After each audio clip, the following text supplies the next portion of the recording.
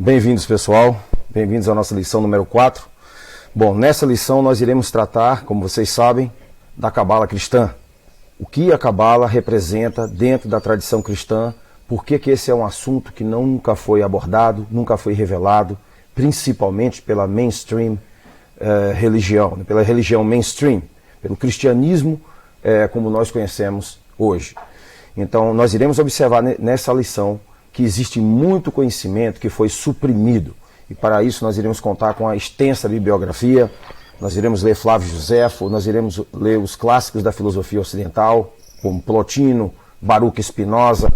Iremos observar quem foram os homens durante o período da Renascença que conheceram. Vocês viram no vídeo anterior que eu mencionei o fato de que a Cabala veio à tona durante a Renascença, não é isso? Então é necessário que nós entendamos por que é chamado de Renascença, porque o conhecimento que estava oculto, o conhecimento que foi negado à humanidade, veio à tona, mas ficou infelizmente restrito nas mãos de uma pequena minoria de abastados europeus que podiam pagar para obter esse conhecimento, que podiam dispensar tempo a esta imensa pesquisa. E nós iremos saber que esse período produziu a ciência, produziu o conhecimento, produziu filosofia, produziu todo tipo de arte que nós possuímos até hoje. E isso tudo foi trazido de volta do passado. Então, vamos observar nessa lição como que a evidência textual, histórica e filosófica se coadunam, se reúnem na ideia de que o cristianismo possui sim elementos da gnose. E a Cabala está diretamente relacionada a isso. Um abraço.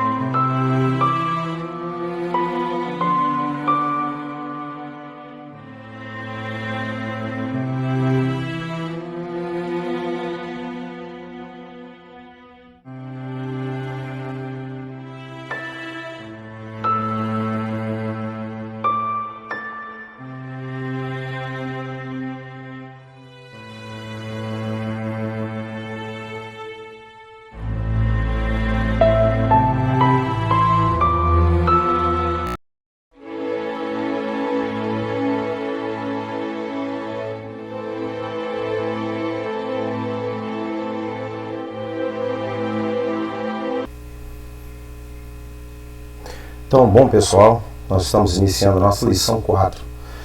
Bom, nessa lição 4 nós vamos fazer uma recapitulação sobre o tema Cabala dentro do cristianismo. Ou seja, é um tema polêmico, é um tema muito pouco debatido, é um tema que a maioria das pessoas simplesmente ignora porque nunca tiveram acesso a esse nível de discussão, a esse nível de conhecimento. Então nós iremos aprender que a Cabala está mais próxima do cristianismo do que a gente imagina.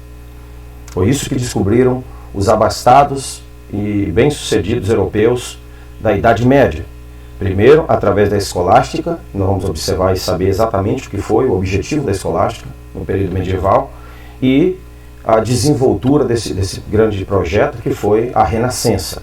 A Renascença foi o momento, é chamado de Renascença justamente por isso, foi o momento que o conhecimento, que a ciência do passado, olha só, é importante notar, o conhecimento cabalístico veio à tona através das comunidades judaicas, e os cristãos que tinham educação, que tinham meios para isso, tinham tempo para desenvolver essa grande pesquisa, se envolveram nessa discussão, se envolveram nesse projeto e adquiriram um conhecimento que a maioria naquele período simplesmente não teve acesso.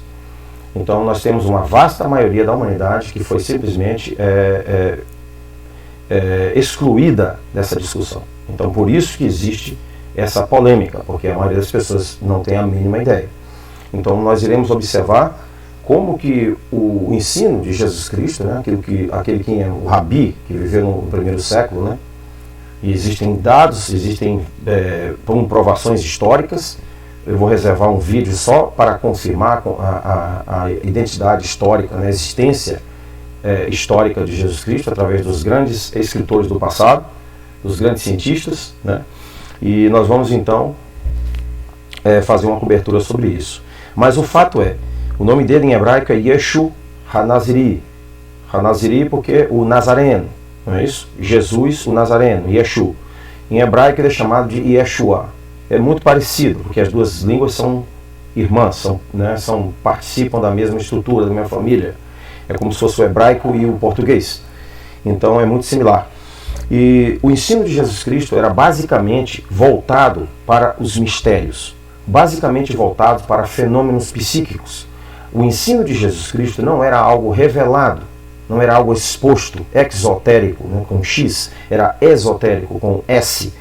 Era algo, um ensino restrito aos seus apóstolos. Veja que ele usava parábolas, veja que ele usava alegorias, personificações, analogias. Usava a árvore como símbolo do homem, usava o pescador como símbolo da busca da verdade, e assim por diante. Então, a linguagem de Cristo era uma linguagem enigmática. E coube a um grande apóstolo chamado Apóstolo Paulo, judeu, cabalista, tanaíta, influenciado pelo sistema de Gamaliel. Ele foi treinado e ensinado por Gamaliel antes de converter-se ao cristianismo. Ele trouxe essa contribuição. Por isso que você vê a predileção. Por que Paulo escreveu a maior parte do Novo Testamento? A maioria das pessoas não se perguntam. A resposta fica simples depois que você começa a estudar esse assunto. Porque você vai descobrir que Paulo, sim, ele tinha o domínio das alegorias. Paulo usa o termo alegoria diversas vezes nas suas epístolas. Então ele sabia que o ensino do Cristo não era algo evidente a todos. Era algo reservado para aquelas pessoas que se mostravam dignas do conhecimento. Né? Nós vamos observar como que as sociedades herméticas, nascendo do cristianismo, vieram atrair esse princípio, vieram a revelar esse conhecimento para pessoas que não possuíam as mínimas qualificações. E esse conhecimento então passou a ser usado como uma arma para domínio, para expansão política, para domínio financeiro do mundo. É isso que nós vamos observar durante esse período. Então foi desse período que nasceram todas essas influências. Então nós não podemos entender o cristianismo sem recorrermos, sem analisarmos esse grande fato que ocorreu durante a Renascença. Bom, os judeus se referem à Cabala cristã como Kabbalah HaNazirit. HaNazirit porque está associado também aos nazarenos. Observe que os judeus se referiam aos cristãos como nazarenos. Eles chamavam o apóstolo Paulo de ponta de lança da seita dos nazarenos. Então, a religião cristã é conhecida no judaísmo, através do Talmud, da Mishnah, como um movimento cabalístico, embora isso não seja revelado, só que um movimento que ia de encontro a alguns outros grupos, porque o judaísmo era dividido. Até hoje o judaísmo não é uma unificação, não existe um diálogo entre os grupos, né? E é muito raro você ver isso. Existem os ortodoxos, ultra-ortodoxos, Hassidins, existem diversos segmentos, existe o Lev Hatahor, que é outro movimento cabalístico. Esses movimentos eles raramente se encontram, raramente eles entram em diálogo, muito raro. Então, no primeiro século também era assim, existia uma tensão muito grande. Então, o movimento do Nazareno, o movimento de Yeshu HaNazari, ele não foi absorvido pelo judaísmo mainstream. E é por isso que Paulo teve que passar por todo aquele confronto, né, todo aquele desafio, né, para tentar então explicar, para tentar então conceitualizar o conhecimento transmitido pelo grande Rabi Yeshua, Jesus Cristo. Então, a Cabala cristã, né, ela também significa recepção. Nós vamos observar que Paulo usa essa palavra diretamente na carta aos Gálatas. Nós vamos observar que esse conhecimento, gente, não é de comum acordo. Muitas pessoas não têm a mínima ideia que esse conhecimento se encontra no Novo Testamento. E é por isso que eu decidi montar esse curso, porque é necessário partirmos desse ponto e então avançarmos para os cursos que virão pela frente, como filosofia clássica, literatura clássica, hebraico bíblico, né, grego koiné, grego clássico, literatura clássica. Então, esse conhecimento ele é o ponto de partida. Se nós começarmos a entender esse nível de conhecimento, esse nível de ontologia, esse nível de diálogo filosófico, vai se tornar muito mais fácil para nós entendermos os demais. Algumas pessoas têm dificuldade com filosofia porque a filosofia se encontra dissociada da sua história clássica, dissociada do gnosticismo. A filosofia grega é puramente gnóstica, e isso raramente é revelado aos estudantes nas universidades. Então, desse período, então, o interesse dos estudos da Cabala pelos cristãos tomou forma em alguns estudiosos cristãos ao entenderem, olha só, que havia aspectos místicos compatíveis da Cabala judaica com o pensamento místico cristão. É isso que a escolástica descobriu, gente. Os grandes eruditos da escolástica, né, eles conseguiram entender que o cristianismo, o Novo Testamento em grego, ele usava um vocabulário, um glossário idêntico ao glossário usado por Platão. E foi justamente essa descoberta que fez com que o interesse crescesse em saber o que de fato era o cristianismo, né? Então nós vamos observar que o movimento escolástico, né, em latim scholasticus, ou derivado do grego scholastikos, né, pertence à escola, ao instruído, à sabedoria. É a filosofia escolástica, que é um método ocidental de pensamento crítico de aprendizagem, com origem nas escolas monásticas cristãs, que concilia a fé cristã com um sistema de pensamento racional, especialmente o da filosofia grega. A razão aristotélica e a razão platônica. Então observe que, colocando ênfase na dialética, a escolástica conseguiu ampliar o conhecimento por inferências e resolver contradições.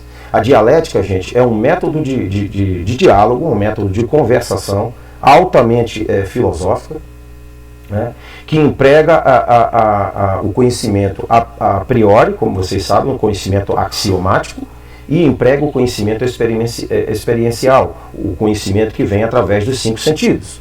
Ele faz um jogo entre esses dois, né, para justamente revelar o que de fato está por trás da realidade. Então esse é um diálogo usado por Platão, isso foi muito usado por Sócrates. Então é chamado por Sócrates particularmente de maiêutica. É um método esotérico, é um método de diálogo altamente educado, que busca, sim, encontrar a verdade, que busca, sim, desvendar coisas ocultas.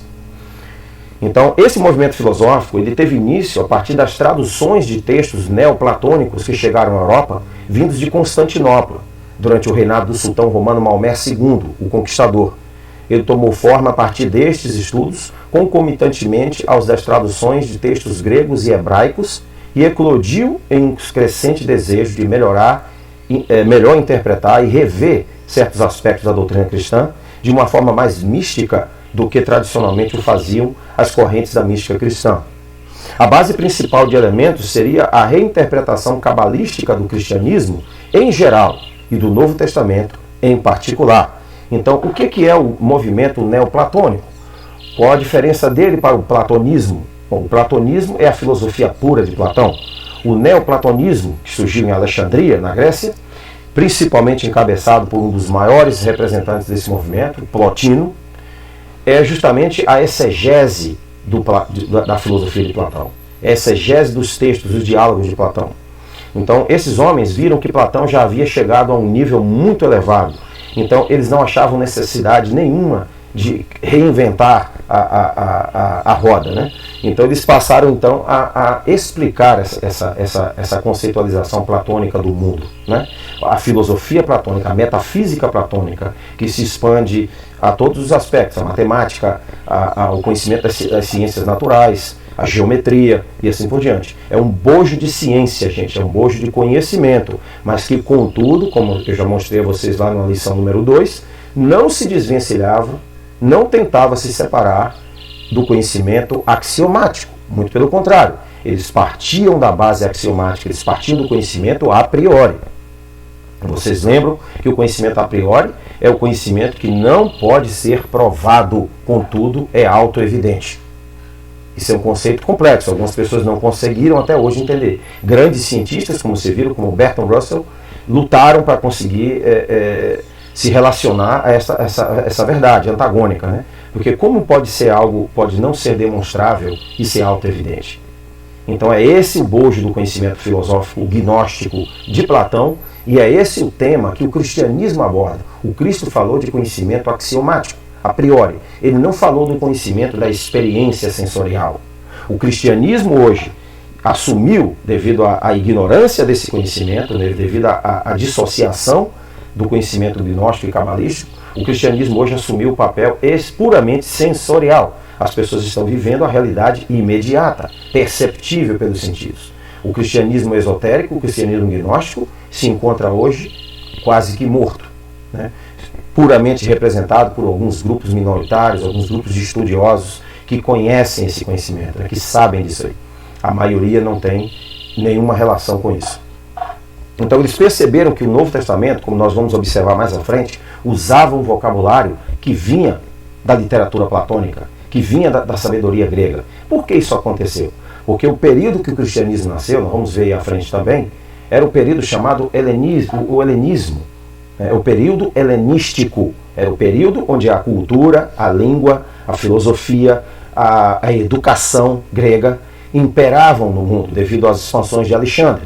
Então vocês observem que o mundo inteiro usava o grego, a língua grega, como a língua internacional, era como o inglês hoje. Então o Novo Testamento foi escrito em grego porque os cristãos perceberam que se eles escrevessem em hebraico ou aramaico, o cristianismo não iria muito longe, porque nem todos conseguiriam entender. A maioria certamente não conseguiria. Então o grego foi usado como língua principal para expandir a mensagem de Yeshua HaNazari. Então, como vocês sabem, Jesus de Nazareno. Então esse conhecimento ficou então codificado na língua grega. E a fim de acessar esse conhecimento, nós temos que ter o mínimo de conhecimento sobre isso. Nós temos que ter a mínima noção do que está acontecendo. Então, o neoplatonismo, ele tinha sido prevalecente na Europa cristã e havia encontrado lugar na escolástica desde a tradução de textos gregos e hebraicos da Espanha no século XIII. Bom, quem foram os que estavam por trás dessa tradução desses textos? Principalmente a comunidade judaica cabalística. Eles resolveram revelar esse conhecimento, eles resolveram trazer à tona esse conhecimento, e muitos cristãos, como eu já disse, abastados, que tinham posses, que tinham estirpe, né, que tinham posição social, tiveram sim tempo necessário e condições financeiras de se dedicarem à adquisição desses livros, que na época era muito caro. Esses livros não estavam disponíveis para todos, havia uma censura, né, literária durante a Idade Média. Raramente você encontrava uma pessoa que tivesse mais de 50 livros, quem tinha 20 livros era considerado uma pessoa altamente culta. Então era muito difícil o acesso à informação. Então os judeus passaram a ensinar os cristãos o que de fato significavam as palavras do grego e as palavras do hebraico, que eram cifradas, que eram escondidas, que transmitiam conhecimento que não estava disponível para todos. E daí então surgiu a cabala cristã. Daí então esses homens, esses grandes homens, não foram homens comuns, foram homens geniais, então vamos saber quem são eles, quem foram eles, né?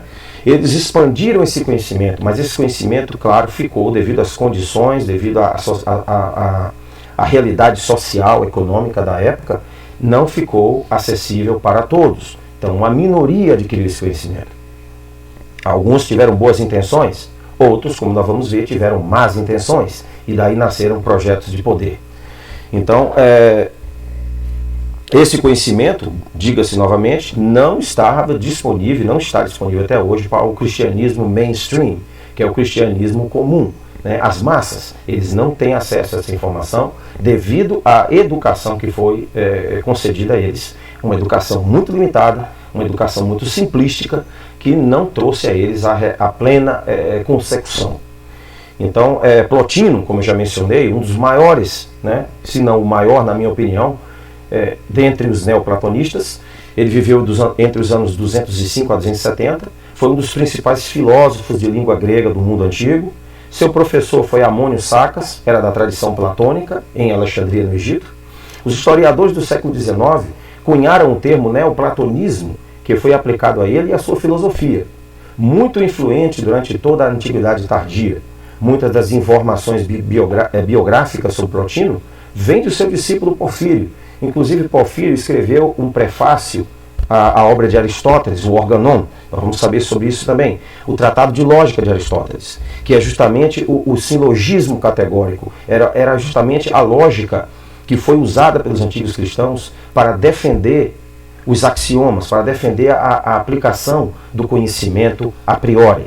Né? Então, a lógica ela se distribui em dois. Você, quando vai para a universidade, você só ouve de uma lógica só, que é a lógica de segunda ordem, que é a lógica aplicada ao mundo-objeto. Raramente você aprende sobre a ontológica, que é a lógica de primeira ordem, é a lógica que lida com o ser, o que é o ser e o que é existir. Então, é essa lógica que os cristãos aplicavam, é essa lógica que buscavam Plotino, Platão e os cristãos do primeiro século. Não a lógica aplicada ao mundo-objeto. Essa, para eles, não era tão importante. Essa não trazia concepções, ela não trazia recompensas duradouras. A ontológica, sim, seria a verdadeira, a primeira lógica. É por isso que é chamada de primeira ordem. Então, primeiro nós temos que definir o que é o ser, para depois, então, saber qual é a relação do ser com o mundo-objeto. Então, é nada mais que faz sentido, não é nada mais lógico do que isso. Então, Plotino, ele escreveu uma obra chamada As Enéadas, né? Na parte 4, no livro 4, parte 8, parágrafo 4, eu vou traduzir para vocês. Ele diz uma coisa que, basicamente, é isso que eu quero que vocês entendam.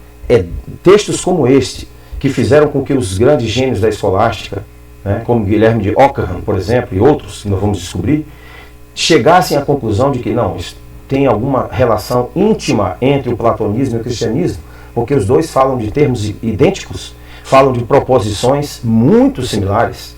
Então foi justamente nesse momento que houve a fusão do conhecimento. Eles viram que esse conhecimento não estava só no cristianismo, não estava só exclusivamente no platonismo, não. Esse conhecimento era comum, esse conhecimento era entendido pelos mais estudados, pelos mais cultos.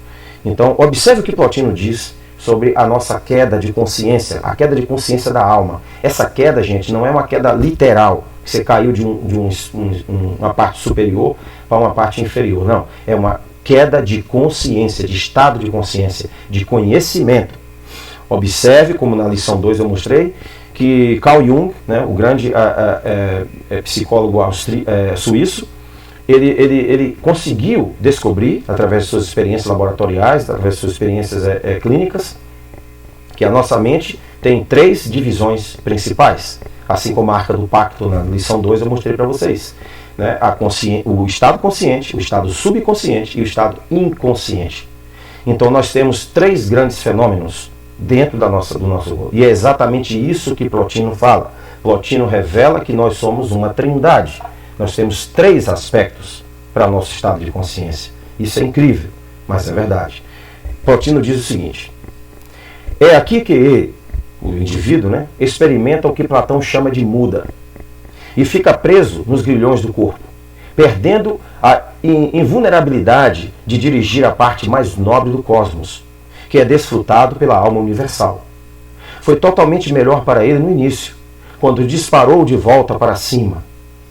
Então foi enlaçado, tendo caído, olha a queda, e ficar enredado em correntes.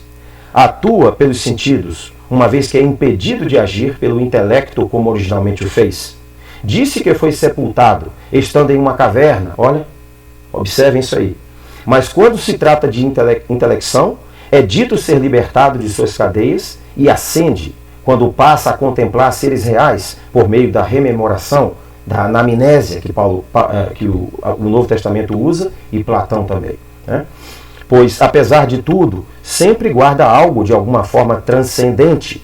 Então, as almas passam a ter 2 vidas, observe, por assim dizer, forçado a viver uma vida lá e uma aqui. E vive. Aqueles mais capazes de consorte com o intelecto, ou seja, de associação com o intelecto maior, vivem mais de sua vida lá. Enquanto aqueles no estado oposto, seja por natureza ou por chance, vivem mais de sua vida aqui. Enéadas, livro 4, parte 8, parágrafo 4. Então você observa que ele fala de temas importantíssimos, inclusive temas que são altamente polêmicos, né? Porque eu vou mostrar para vocês à frente o que a ciência nos revela sobre o que diz Plotino nessa Enéada. Então, as 9 Enéadas, vocês lembram que o número 9, eu falei, é um número místico, é um número que tem, se você multiplicar 9 por 1, 9 por 2, 9 por 3, você vai sempre chegar a 9, você vai sempre chegar à raiz de 3, você vai sempre chegar à relação do 9, 3 e o 6. São 3 números importantíssimos na numerologia cabalística. Nós vamos ter uma aula mais à frente exclusivamente sobre a numerologia da Cabala, como os números são usados para evidenciar, para tornar claro esse conhecimento. Então, vocês observem que ele fala aqui de uma caverna. Que caverna era essa? Quem leu a filosofia de Platão, quem estudou um pouco de filosofia, sabe que Platão usou a caverna como uma alegoria. Mais precisamente Sócrates, né? Sócrates ele usou conversando com Glauco, né, que era um dos seus discípulos, ele usou a caverna como uma analogia à condição do homem. Ele diz nesse tratado, né, na República, que nós nascemos na caverna. Quando você escuta falar dos homens nas cavernas, gente, isso é apenas uma alegoria, isso não é real. Né? Onde você mora não define o seu estado de consciência. O seu estado de consciência é definido por outros fatores. Então observe, ele diz que nós nascemos na caverna e nós temos que sair dessa caverna. Nós nascemos num estado de prisão e nós temos que sair dessa prisão. Este mundo que nós vivemos, ele tenta de todas as formas manter você na caixinha. Ele tenta manter você preso. E qual é o conhecimento que ele quer você preso? Qual é o conhecimento que ele favorece? Nós aprendemos na lição 2 que é o conhecimento a posteriori. É o conhecimento percepcional, o conhecimento da experiência. Esse nunca vai te trazer absolutamente nada, a não ser perguntas e dúvidas. Enquanto que o conhecimento associado ao experiencial, associado ao conhecimento axiomático, associado ao conhecimento a priori, vai sim te trazer uma amplitude de possibilidades. É justamente essa a questão do conhecimento nos nossos dias e no passado e em todos os tempos. Então aqui Plotino nos revela que nós temos 2 aspectos de consciência principais, nós temos 2 existências. Aí você pode se perguntar, como é possível isso? Né? Será que esse homem fazia sentido o que ele estava dizendo? Nós temos 2 existências, nós temos 2 aspectos da nossa vida. É isso justamente que Plotino está dizendo.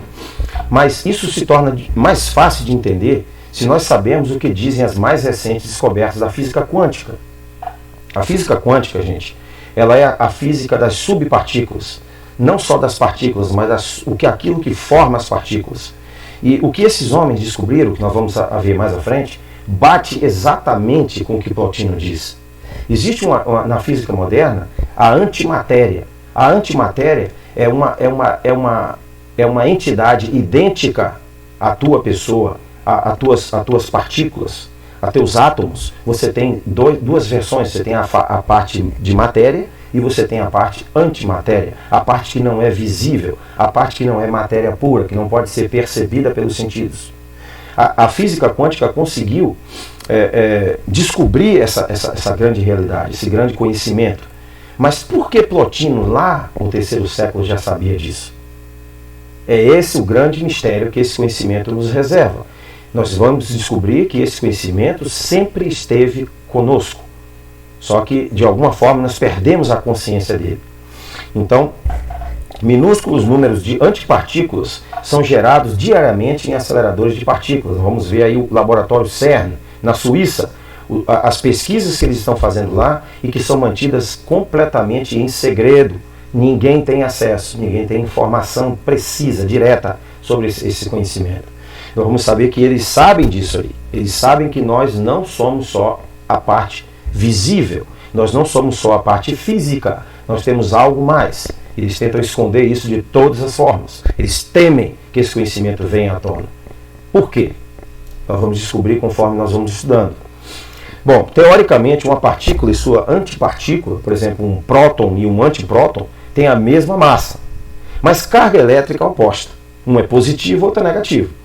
E outras diferenças nos números quânticos. Por exemplo, um próton tem carga positiva, enquanto um antipróton tem carga negativa.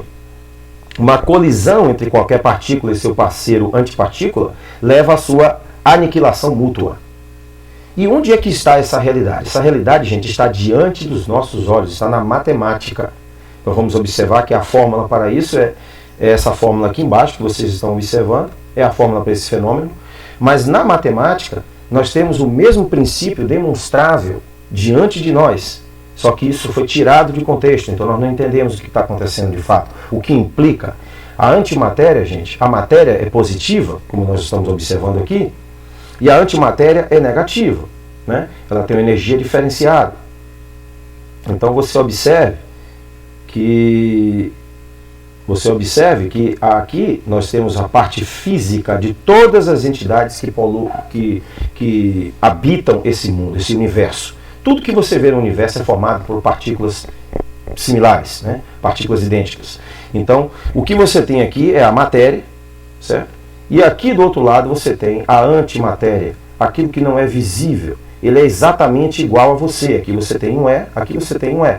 O que muda são as dimensões energéticas. Esse é positivo, esse é negativo. E o que acontece quando você adiciona um número positivo a um número negativo? Eles se anulam.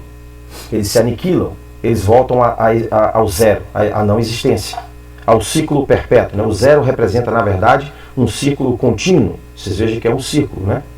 Então ele representa o ciclo da continuidade, do infinito. Ou seja, eles atingem uma dimensão infinita. É justamente sobre isso que a Cabala trata. A Cabala trata sobre a relação entre positivos e negativos e a finalização dessa dança, né? dessa harmonia dentro do plano do infinito.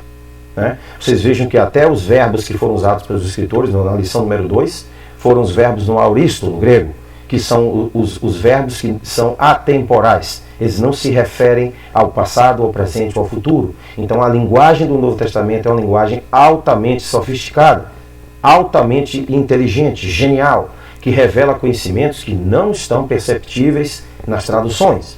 As traduções da Bíblia simplesmente não te passam esse conhecimento, você não tem acesso, porque houveram diversas adulterações e assim por diante. Nós vamos ver mais à frente. Então, quando dois números idênticos com carga diferente são adicionados, eles se eliminam. É justamente isso que descobriram essas grandes mentes que vocês estão vendo aqui. Erwin Schrödinger, Paul Dirac, entre eles o único que era um dos únicos que era inglês, né? Richard Feynman, Werner Heisenberg, certo?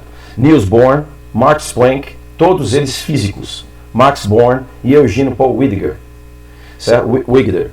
Esses homens, gente, esses físicos brilhantes, eles simplesmente descobriram a física quântica, eles descobriram as subpartículas, eles analisaram, eles desenvolveram teorias, como a teoria das cordas, né?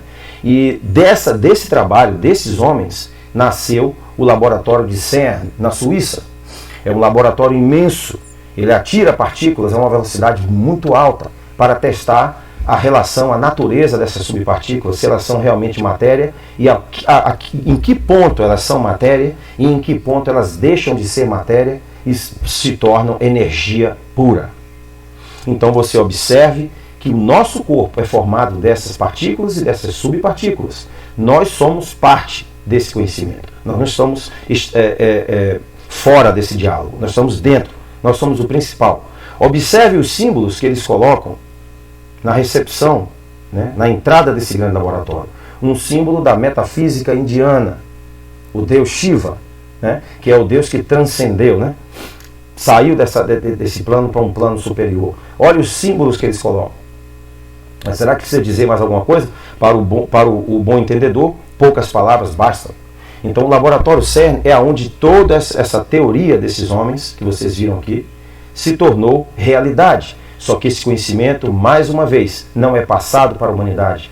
Então a ideia que se passa para nós é: você é limitado, você vive no universo infinito, você não representa nada, você é uma poeira, você é uma partícula, você não é importante, certo?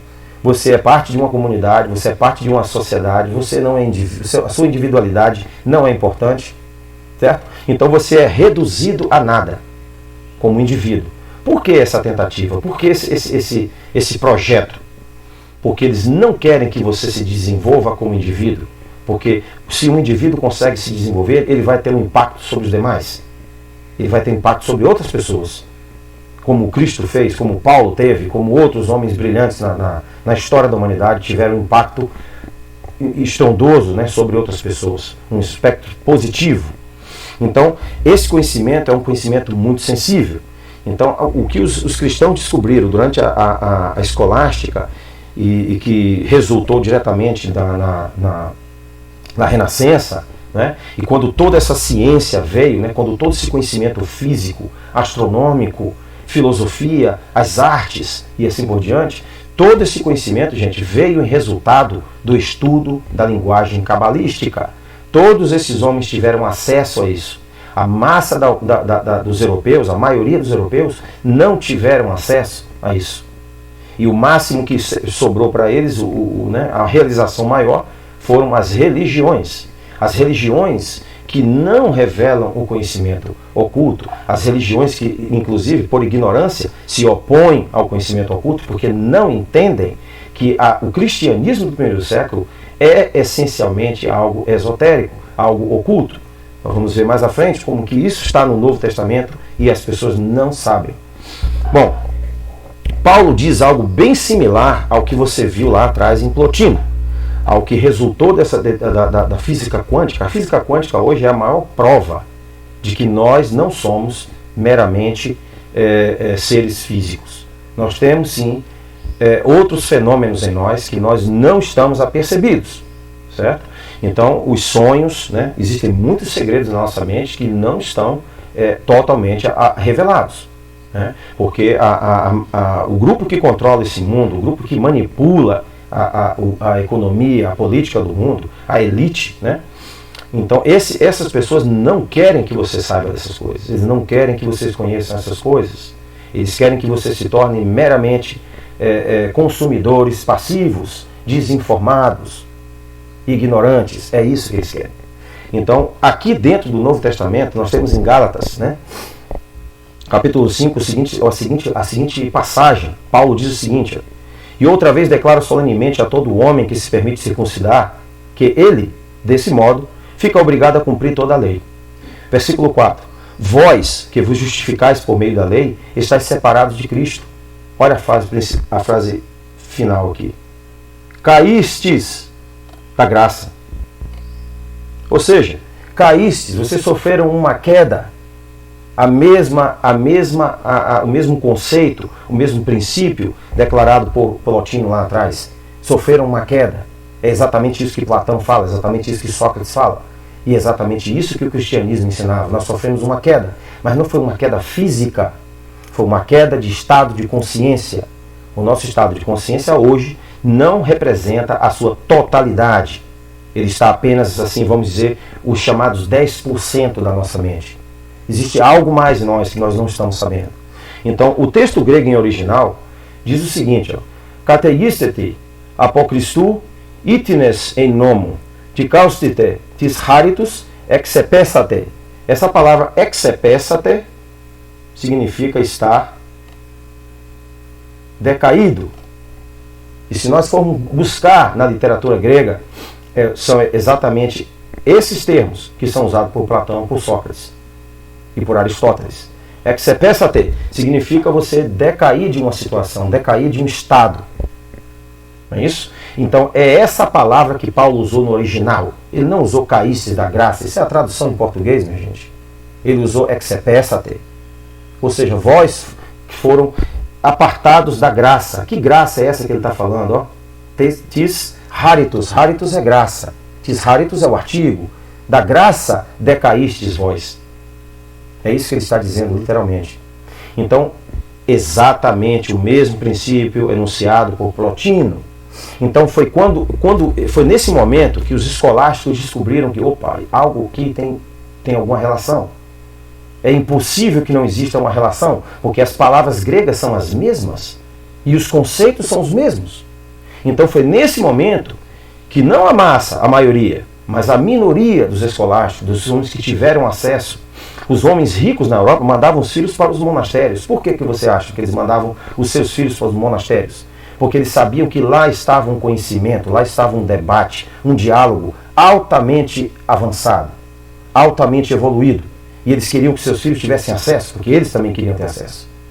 Isso aconteceu com muitos lá no período medieval. E esses homens tiveram acesso ao conhecimento, tiveram acesso a diálogos que hoje nós não estamos tendo. Só que hoje esse conhecimento está vagarosamente vindo à tona. Já existem diversos movimentos que estão entendendo o que está acontecendo. Enquanto que aqueles cristãos que entendiam o texto de forma literal, de forma não educada, se decepcionaram, estão perdendo a perspectiva e estão abandonando aquilo que eles não entenderam em primeiro lugar. Então, gente, esse conhecimento não é um conhecimento vulgar, um conhecimento comum, né? Como se diz em latim, vulgar. Né? É um conhecimento especial, é um conhecimento que exige dedicação, exige tempo, exige concentração. Então, ao mesmo tempo, vocês viram o que esse conhecimento é capaz de fazer. Ele é capaz de produzir ciências exatas, ele é capaz de produzir conhecimentos de geometria e matemática muito avançados. É isso que nós estamos interessados. Principalmente, qual o nosso papel nesse mundo?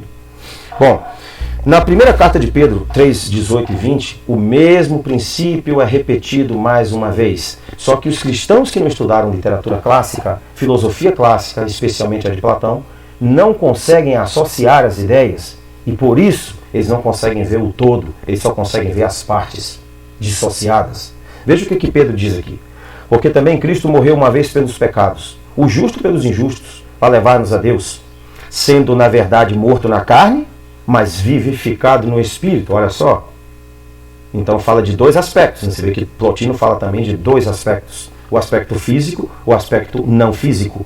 Veja que a antimatéria da física quântica fala dos mesmos fenômenos. A matéria e a antimatéria. Observe que estão todos eles relacionados. Então, ele diz o seguinte, na continuação. No qual também foi e pregou aos espíritos em prisão. Ora, gente, nós podemos perguntar, quem eram esses espíritos em prisão? Quem são essas pessoas que estão em prisão? Segundo Platão, é a maioria da humanidade. Apenas a minoria consegue sair da caverna. Apenas a minoria consegue se esclarecer de fato sobre qual o objetivo da nossa existência. E consegue evoluir. E consegue se tornar melhor. A maioria não tem acesso a esse conhecimento. E portanto, é por isso que você vê o mundo em decadência. É por isso que você vê tantas mortes, é por isso que você vê tanta desgraça no mundo.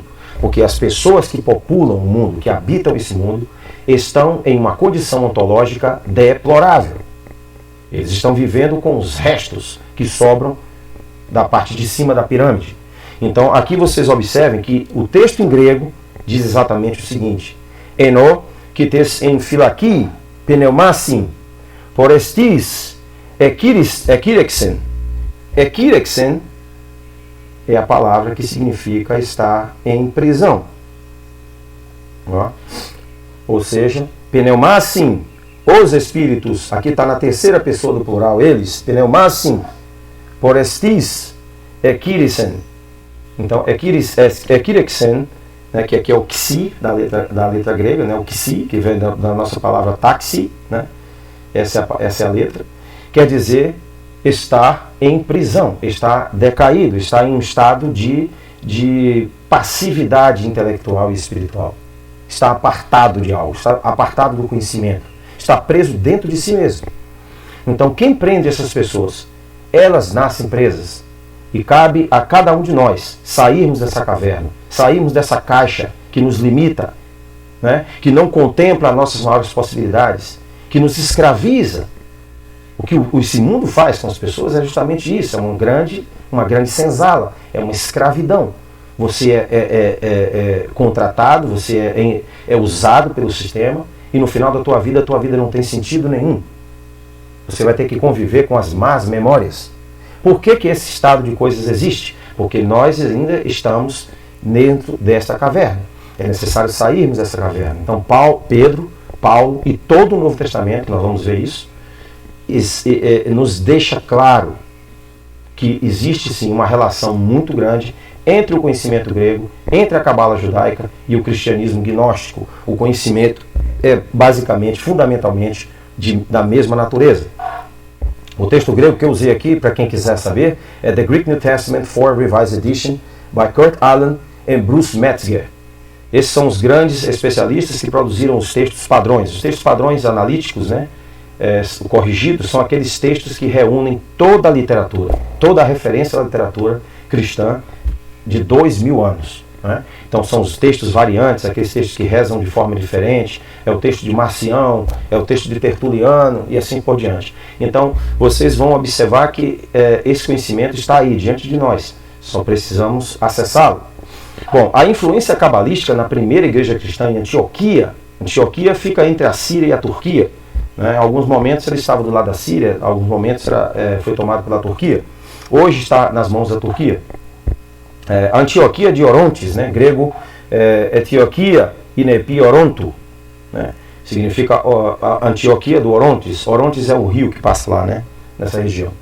Então, era uma cidade antiga, grega, ao lado, a cultura era grega, como eu já disse a vocês, né? Embora estivesse na Síria ou na Turquia, ao lado do oriental do rio Orontes. Suas ruínas ficam perto da atual cidade de Antaquia, na Turquia, a qual a antiga cidade empresta seu nome. Gente, essa é a primeira igreja de onde Paulo saiu para fazer as suas missões, né? Ele fez 3 missões ao Império Romano e foi desta igreja. Olha só, está até hoje lá, até hoje está em pé, preservado. Foi dessa igreja que eles saíram, que Paulo saiu com Lucas e com Barnabé para suas viagens missionárias. Só que o texto, nós vamos observar, nos revela muito mais. Observe esses desenhos geométricos aqui, ó, na primitiva igreja. Esses desenhos geométricos, gente, são símbolos de realidades da consciência, são símbolos gnósticos, são símbolos do conhecimento secreto. Conhecimento que foi transmitido através de alegorias, de parábolas, pelo Mestre Jesus Cristo. Então, o cristianismo tem sim muito a revelar, muito a ser descoberto. O cristianismo ainda não foi totalmente elucidado. Engano daqueles que pensam que já entendem o cristianismo, sem recorrer a esse viés de pesquisa. Então, no livro de Atos do Apóstolo, capítulo 13, versículo 1, diz o seguinte: E na igreja que estava em Antioquia havia alguns profetas e doutores, a saber, Barnabé e Simão, chamado Níger, e Lúcio, Cirineu, e Manaém, que fora criado com Herodes, o tetrarca, e Saulo. Observe que Manaém, né, é uma figura importantíssima para o nosso estudo, porque esse homem, segundo nos diz Flávio Josefo, historiador judaico que viveu nessa época, esse homem ele era do movimento dos essênios.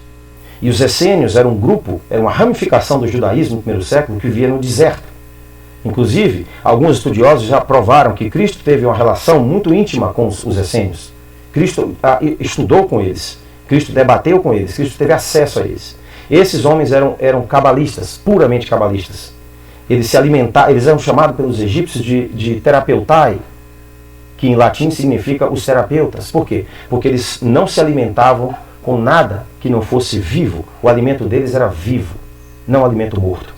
Eles só se alimentavam com alimentos que fossem puros, que fossem frescos. Por quê? Porque eles tinham o conhecimento cabalístico. Eles sabiam que o alimento, se você não ingere alimentos saudáveis, isso vai ter um impacto negativo sobre você.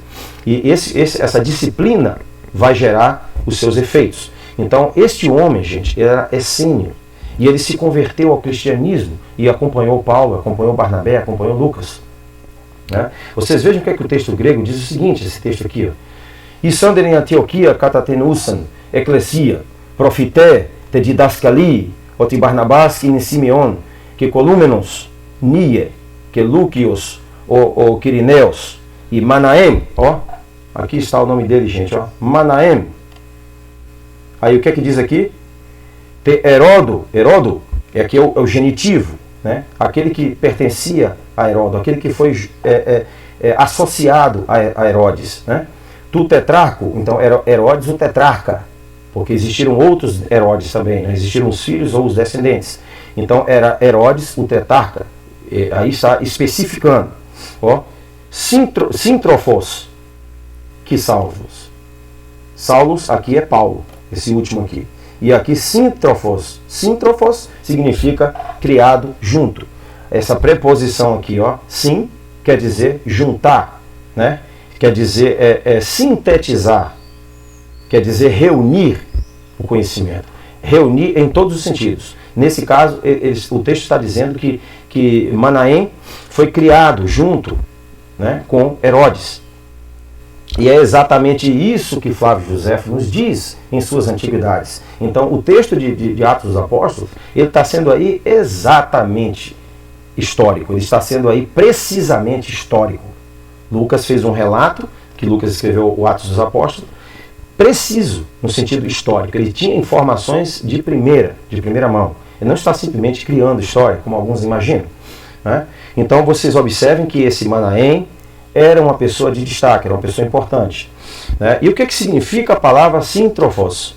Sintrofos, se vocês procurarem neste software aqui na internet, Blue Letter Bible, né, que é um software que tem, você tem acesso a todos os textos originais, hebraico, grego, latim, o que vocês quiserem, né? Vocês vão observar lá que em inglês significa be nourished with one, brought up with one, companion of one childhood and youth, que traduzindo significa ser criado com um, ser trazido, né, ser formado com um, o companheiro de infância e de juventude, ó, infância e juventude. Então, significa que Manaém, esse termo quer dizer que Manaém e Herodes foram criados juntos, foram para a escola juntos, entendeu? Brincaram juntos, até que mais tarde, né, tomaram seus destinos. Herodes foi se tornar um tetrarca e Manaém foi se tornar um doutor cristão, um profeta. Então, observe que a relação que existe entre os essênios, através de Manaém, através da Cabala, através do que Flávio Josefo nos revela, né, na sua obra Antiguidade dos Judeus, tudo bate, tudo parece confluir, indicando sim que esses homens estavam associados e que, portanto, este conhecimento estava associado. Ele não era algo ignorado. Entendeu, gente? Então, Flávio Josefo, né, que foi testemunha dos tempos dos apóstolos, na sua obra Antiguidade dos Judeus, livro número 15, né, parte 10, parágrafo 5º, página 422, exatamente, diz o seguinte, ó, que Manaém, né, dito essênio, teria sido um líder dos essênios ao tempo do rei Herodes, o Grande, o tetrarca. O conhecimento que nos chega dele advém de várias fontes. Flávio Josefo refere-se a ele. E a Mishnah e o Talmud de Jerusalém também se refere a Manaém. Olha só, gente. O Talmud refere-se a Jesus Cristo, mesmo que de forma antagônica, de forma não tão eufemística, vamos dizer assim, não de forma elogiável, né? Mas se refere a ele, né? Se refere a ele. Mas o fato confirma que ele existiu. E também a Mishnah e o Talmud confirmam que Manaém era um essênio e que viveu, foi parte integral do movimento cristão do primeiro século. Não é isso? Então, isso tem uma reverberação, uma implicação imensa. Não sei se vocês já perceberam. Então, o mais forte testemunho que o cristianismo do primeiro século era, assim, de natureza gnóstica, era, assim, pesadamente influenciado pelo cabalismo judaico, tanaíta, que foi iniciado por Gamaliel, porque Paulo estudou com Gamaliel. E Cristo era um rabi. Né? Cristo era um rabi. Cristo era chamado de rabi pelos próprios judeus, pelos próprios líderes judaicos. Eles não concordavam com ele, mas eles sabiam que ele era um rabi, que ele tinha autoridade, que ele tinha conhecimento. Então, o que é que nós encontramos aqui? Paulo dizendo o seguinte em Gálatas, capítulo 1, versículo 14. No judaísmo, eu superava a maioria dos judeus da minha idade e era extremamente zeloso das tradições dos meus antepassados. Olha só. Então, aqui, no texto do Novo Testamento em hebraico, que é o Novo Testamento em hebraico pela Sociedade para a Distribuição das Escrituras em Hebraico, página 372, nos diz o seguinte, gente, ó. Kineti lekabalá avotai. Kineti significa a participação, o zelo, né? A participação ativa. Lekabalá, ó, lekabalá, na cabala dos meus pais. Tá vendo? Avotai. Avotai está na primeira pessoa. Dos meus pais. Dos meus antepassados. A avotai é de onde vem a nossa palavra avô e avó. Para aqueles que não sabem, a nossa língua portuguesa é pesadamente influenciada, principalmente no período medieval na Espanha, na Península Ibérica. O português e o espanhol se beneficiaram extremamente do hebraico rabínico, do hebraico talmúdico, e nós temos muitas palavras de origem hebraica em português. Então, você veja, Kabbalah, gente, ele está usando um termo específico, ele não está dizendo simplesmente, tradições, isso aqui é um termo que não possui exatidão científica, ele não transmite o que de fato, a que se refere, que tipo de tradição é essa. Enquanto que o texto original, não, ele é bem específico, Kabbalah. Ou seja, o que é que Paulo está dizendo aqui? Vamos traduzir. Kineti Kabbalah avotai. Eu participei, eu fui zeloso na cabala dos meus pais. Olha só, gente, Paulo está dizendo claramente que ele era um cabalista. Certo? Então não precisamos de mais evidências, apesar de que temos ainda muitas pela frente. Essa simplesmente, já por si só, já permanece. Então o texto citado de grego aqui é o grego do Novo Testamento, né, como eu já citei, por Metzinger e por Kurt Aland. E é um texto grego que pode ser adquirido por qualquer pessoa na Amazon. É o texto que está associado aos manuscritos que estão nos museus e assim por diante. É o texto usado pelos linguistas, pelos estudiosos. Não é um texto vazio, é um texto de conteúdo sólido, principalmente para aqueles que estudaram, né, esse assunto. Então os cabalistas cristãos estavam bem mais interessados, não no uso semântico da língua hebraica, né, estavam mais preocupados com desvendar o cristianismo. Né? Os aspectos profundos em que eles percebiam, como esse exemplo que eu dei para vocês de Plotino, né? Por que Plotino diz o mesmo princípio que Paulo está dizendo? Por que Plotino usa a mesma palavra que Pedro usou? Porque Platão usou a mesma coisa. Então, olha só, eles chegaram a essa descoberta. Nós estamos chegando a essa descoberta agora, né? 600 anos depois, vamos dizer assim, 800 anos depois, não é isso? E eles chegaram a esse conhecimento bem cedo na história, né? Durante a Alta Idade Média, já começaram a reunir esses textos. Então, no Adam Kadmon, né, que é a criação, na Midrash e no Enzof, né, eles descobriram uma clara uniformidade entre o conteúdo cabalista e o gnosticismo, a interpretação esotérica do pitagorismo e do platonismo, já em que vários pontos eram comuns, ou seja, o homem e o mundo, Deus e a ciência de Deus, estão todos relacionados. A liberdade de pensamento e a facilidade de interpretação dos termos novos, de acordo com o estudo de textos antigos, tornaram-se seu tema principal. Um exemplo destacado de que a Cabala é identificada com a magia e a numerologia são listados em um significativo e importante trabalho de oculta filosofia. Agora, aqui gostaria de fazer uma observação. Porque essa palavra, gente, magia, não é o que nós estamos pensando, o que nos foi ensinado. Observe que se você escreve a palavra eletromagnetismo, se você tira o prefixo e o sufixo dessa palavra, eletro e o final, a parte final, você sobra com o quê? Eletromagui, que era justamente o conhecimento da física antigo, o conhecimento clássico da física. Nós não sabemos disso, a maioria não sabe, que magia é nada mais, nada menos do que a palavra usada pelos persas, os antigos persas, para física. Nós usamos física por causa dos gregos, porque Aristóteles escreveu uma obra chamada Física, que é a nossa palavra física. Mas a palavra é equivalente em persa, magi. Observe que os 3 magos vieram visitar Jesus Cristo. Quem eram os 3 magos? Eram 3 estudiosos da física. E a física naquela época envolvia a astronomia, o conhecimento do movimento dos astros, né? Então, observe que tudo está associado. Agora, o conhecimento foi dissociado com o tempo e então perdeu a sua natureza, perdeu a sua associação, a sua síntese. E aí então nós passamos a achar que essa coisa não tem nada a ver com aquela outra. Não, nós estamos dissociados. O que esse curso tenta fazer é justamente nos associar de volta ao conhecimento clássico. Então, essa obra, gente, de Cornélio de Agripa, né, que era um cristão que se dedicou a esse conhecimento cabalístico, ele produziu uma obra maravilhosa chamada de Oculta Filosofia, a filosofia oculta, porque ele sabia, ele já tinha dados suficientes, né, para entender definitivamente que, de fato, o cristianismo lida com o gnosticismo, lida com o cabalismo, lida com as ideias que estão ocultas. Paulo fala isso, Paulo fala diversas vezes que o conhecimento que vos anuncio é o conhecimento que está oculto há muito tempo, gente. Então o cristianismo, para a surpresa de muitas pessoas que infelizmente não estudaram esse assunto, é sim de natureza oculta.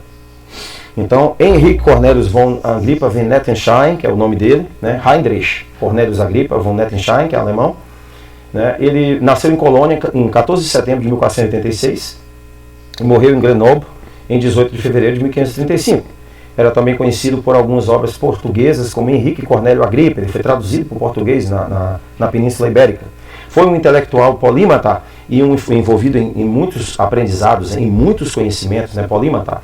E um influente escritor do esoterismo da Renascença. Olha só, por quê? Porque a Renascença, gente, foi o período em que o conhecimento da Cabala se fundiu com o cristianismo, porque os estudiosos descobriram que o cristianismo falava dos mesmos temas, dos mesmos princípios, não é isso? Então, nome maior da corrente do cristianismo hermético da época. Interessou-se por hermeticismo e diferentes práticas esotéricas, como a teurgia, a cabala cristã, a goécia, alquimia, astrologia e também por outras práticas precursoras de movimentos rosacrucianos, né? Teosóficos, etc. Esteve a serviço do Sacro Imperador Romano Maximiliano I, sobre cuja asa devotou-se aos estudos das ciências ocultas. Citado por Mary Shelley em Frankenstein e aparecendo no conto de O Mortal Imortal, como um dos personagens, Agrippa é mais conhecido por ser o autor do tratado mais abrangente e famoso sobre o hermetismo da Renascença, de Occulta Philosophia Libri Tres, que em latim quer dizer os 3 livros da filosofia oculta. Esse livro é fantástico. Ele revela que a natureza é um todo e nós somos um todo com a natureza. Nós não somos divididos da natureza. Todos os princípios que regem a natureza são perfeitos. Nós só temos que entender essa linguagem. Essa linguagem oculta que é usada pela natureza, segundo Cornélio Agrippa, tem que ser interpretada através da razão, através da lógica, através do conhecimento axiomático, do conhecimento a priori. Ela jamais será acessível àqueles que se dedicam, àqueles que se devotam à ciência puramente sensorial dos 5 sentidos. Esse nunca vai chegar a lugar nenhum. Então, Heinrich Cornelius Agrippa von Nettensheim, né, foi um dos maiores, né, desse período da Renascença. Ele produziu essa obra que é considerada uma obra fantástica, né, e que é pouco conhecida entre os cristãos, porque seria uma obra que deveria ser estudada em teologia e filosofia, porque é desse conhecimento que nós avançamos. Né? Não significa que esses homens descobriram todo, ou que conseguiram explicar tudo, não. Cada um tem que dar a sua contribuição. Nós também somos vivos, nós também estamos partícipes desse conhecimento. Então nós temos também que estudar esse conhecimento e contribuir com esse conhecimento de alguma forma, com a nossa própria experiência. Então, outro também que nesse período foi muito proeminente foi Giovanni Pico della Mirandola, italiano, 24 de fevereiro de 1463 a 17 de novembro de 1494. Foi um nobre filósofo da Renascença italiana. Ele é mais conhecido pelos acontecimentos de 1486, quando aos 23 anos propôs defender 900 teses sobre religião, filosofia natural e magia contra todos os concorrentes, para o qual ele escreveu a Oração para a Dignidade do Homem e apelidou de Manifesto da Renascença, um texto-chave do humanismo e da Renascença e da Reforma Hermética. Essa obra também é importantíssima para nós entendermos a aplicação que esses homens deram desse conhecimento que eles adquiriram. Bom, Jacques Jacobus Garofalo, 1601 a 1681, foi um estudioso e astrólogo francês. Ele seguiu a tradição familiar de estudar medicina e depois se tornou padre, mas desenvolveu seus interesses principalmente nos campos da história natural e ocultismo oriental, ganhando fluência nas línguas hebraica, persa e árabe. Então você veja, esses homens foram estudar essas línguas, principalmente o hebraico, porque eles sentiam a necessidade de conhecer o que de fato estava acontecendo. Vocês vão ver que isso aconteceu também com Isaac Newton, já lá no século XVIII. Isaac Newton ele teve que se reclusar em sua própria casa, disse até que estava doente, para que ninguém o incomodasse, para se dedicar ao estudo da Cabala secretamente, porque ele sabia que aquele conhecimento não era para ser revelado publicamente. E se por acaso naquela época a igreja soubesse que ele estava se dedicando a esse conhecimento, poderia tentar impedi-lo. Então ele poderia ser perseguido, né, por estar estudando esses assuntos. Mas o conhecimento de física dele, o conhecimento de matemática dele, não veio do nada, gente. Não veio porque ele era inglês, porque ele era um gênio. Veio sim, porque ele teve acesso a esse conhecimento. Lá na frente nós vamos estudar numerologia cabalística e vocês vão entender que a matemática é muito mais simples, ela foi complicada. quando ela foi dissociada da sua parte metafísica. Então ela se tornou algo completamente estéril, algo completamente sem sentido, algo completamente cansativo, sem objetivo, porque ela foi dissociada da sua natureza histórica. Então, Johann Reuchlin, alemão também, 29 de janeiro de 1455 a 30 de junho de 1522. Foi um humanista católico alemão, estudioso do grego e hebraico, cujo trabalho também o levou para a Áustria, Suíça e Itália dos dias modernos e França. A maior parte da carreira de Reuchlin se concentrou no avanço do conhecimento alemão do grego e do hebraico. Ele percebeu que não haveria possibilidade de uma verdadeira educação tomar raízes, tomar efeito sobre um povo, sem o conhecimento do que estava escrito nos antigos trechos e extratos da Bíblia hebraica e do grego. Ele defendia que existisse uma associação, uma ênfase no estudo clássico. Veja que nós perdemos o estudo clássico. Nós não, no passado, no Brasil, nós estudávamos grego, latim. Hoje não. Eles tiraram completamente. Por quê? Por que eles reformam tanto a língua portuguesa? Gente, nós temos que perguntar muitas coisas. Nós temos que ser inquiridores. Nós temos que saber que nada é por nada. Tudo tem um objetivo. Então, o esvaziamento da nossa língua não tem outro objetivo, senão nos apartar ainda mais da possibilidade de entendermos a etimologia, a raiz de muitas palavras que são chaves ao conhecimento. Então, Francesco Zorzi foi na Itália, entrou para a ordem franciscana, eu não consegui encontrar uma imagem dele, me perdoe, ensinou exegese bíblica nas escolas de observância e foi muito tempo guardião do convento de São Francesco della Vigna, em Veneza. Em 1536, novamente em Veneza, surgiu o Imam Scriptarum Sacram Problemata, um enorme repertório de perguntas e respostas sobre problemas de exegese bíblica em que o conhecimento enciclopédico e a persuasão da necessidade de renovar o conhecimento e o estudo da Escritura se combinam. Nesse trabalho, há um uso massivo de Sefer HaZohar. Nós vamos estudar isso mais à frente. Nós vamos ter, depois dessa aqui, a Cabala Islâmica, e aí depois nós vamos ter em sucessão 3 lições especificamente sobre a literatura cabalística, no judaísmo, no cristianismo e no Islã.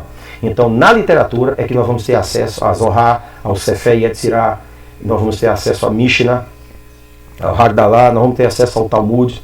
Então, nós vamos ter acesso a toda essa literatura para o nosso proveito, para nós termos ideia do que está sendo tratado nesses clássicos literários. Então, o texto mais importante, a Zohar, da tradição cabalística. Sua primeira obra arquitetônica é a Igreja de Madonna del Miracoli, em Motta di Livenza, 1510. Então, vocês viram que a palavra Zohar, na aula anterior, vocês viram que ocorre no livro de Jeremias, não é isso? Ocorre no livro do profeta. Ela ocorre em outras partes, aquela ali foi só uma parte. Às vezes eu não consigo reunir todos os textos, porque o vídeo fica muito extenso. Mas ali vocês viram que o livro, a palavra Zohar, está na Bíblia hebraica, está dentro do texto, e nós só temos que acessá-lo. Bom, Johann Kepler também foi outro grande homem, 1670 a 1716, foi um professor de hebraico, cujo mandato na Universidade de Uppsala durou de 1697 a 1716. Ele foi mestre de hebraico em Swedenborg, e Kepler, anteriormente conhecido como Moisés Ben Aaron de Cracóvia, foi convertido do judaísmo para o luteranismo, ele se tornou cristão. Ele foi levado por essa onda, que eu falei para vocês, de associação do judaísmo e o cristianismo. Por que esse homem deixou o judaísmo e se converteu ao cristianismo? Por que Paulo deixou o judaísmo e se converteu ao cristianismo? Porque estes homens sabiam que a linguagem que Cristo estava usando era a mesma linguagem dos rabis cabalísticos. Era o mesmo conhecimento de Platão, era o mesmo conhecimento esotérico, gnóstico. Não existia diferença. Então não importava se você está no judaísmo ou no cristianismo. Se você não tem esse conhecimento, você não tem nada. Entendeu, gente? Então, durante o seu tempo em Uppsala, ele escreveu sua obra em 3 volumes sobre a Zohar, cujo título era Maté Moshe, a doutrina de Moisés. No livro, ele tentou mostrar que o Zohar continha a doutrina cristã da Trindade. A Trindade, gente, como disse a vocês, é defendida por Plotino, mas não é como nós pensamos, de que existem 3 entidades fora de nós. A Trindade, gente, se refere a nós. Nós temos 3 aspectos da nossa alma, da nossa existência, do nosso estado de percepção. E Plotino revela isso. Plotino diz que o discurso, o intelecto e a parte física são 3 partes que nos dividem e que cooperam juntos.